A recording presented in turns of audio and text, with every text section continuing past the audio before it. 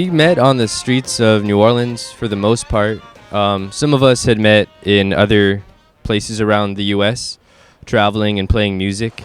But this band, Tuba Skinny, formed on the streets of New Orleans, on Royal Street, say. It's very unique to anywhere in the United States because it has a very strong culture.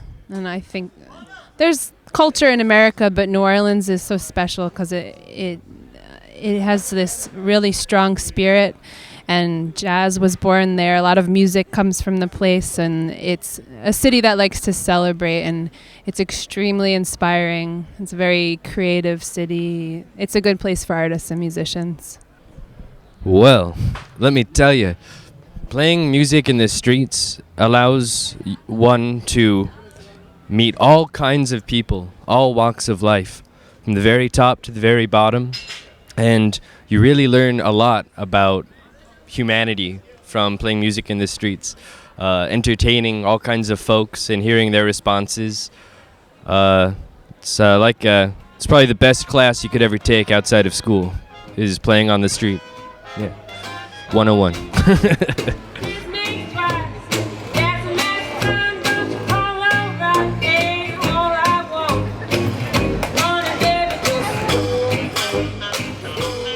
No, we didn't expect it. We didn't expect anything, which I think in general is good. When you expect less, then you won't be disappointed. So it was exciting for us to be received so well in so many different places. And it is very rewarding because we're doing what we love to do and we're able to live that way. And it really hasn't changed much. I think we can all afford to pay rent now, so that's a good thing.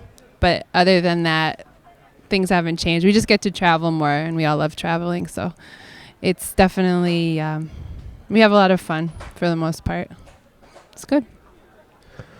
Our music is traditional jazz, blues, but we do play a lot of early jug band music, just without a jug and without string instruments, which a lot of jug band music had the blues in it.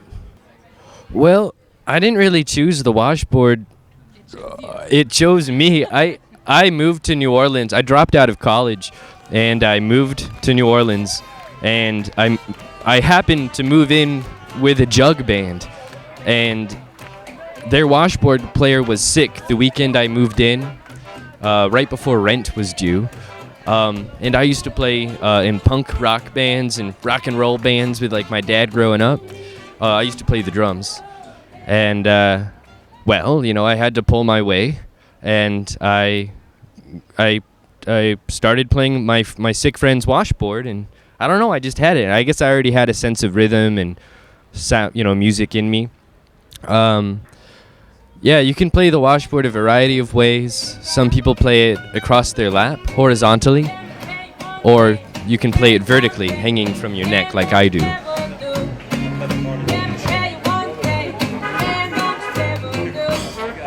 Well, the Washboard, it's made out of wood and metal.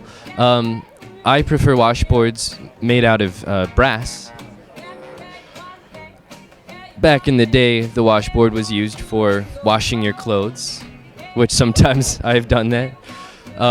Like at hotels when the laundry is too expensive, so you just use your instrument. It's wonderful. It's real cheap. Anyhow, you can all, you know, I like to attach a can or two, tomato sauce cans, or Bustelo coffee cans to my washboard, and a splash cymbal, a small splash, just to get a certain kind of sound that I hear on a lot of the old records that I listen to. Yeah, and you can wear thimbles and play it.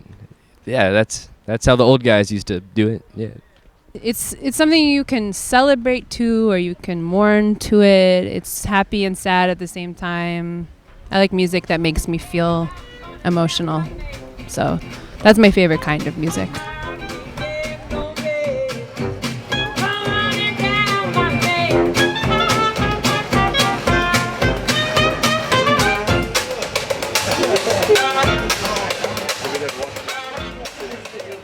Oh, the festival is great. I think it's a nice concept. it's nice. We like playing things that are free for people, because it's nice when it's open to the public and it's on the street and anybody can listen. So I think it's a really great thing that the city's doing as far as the festival goes.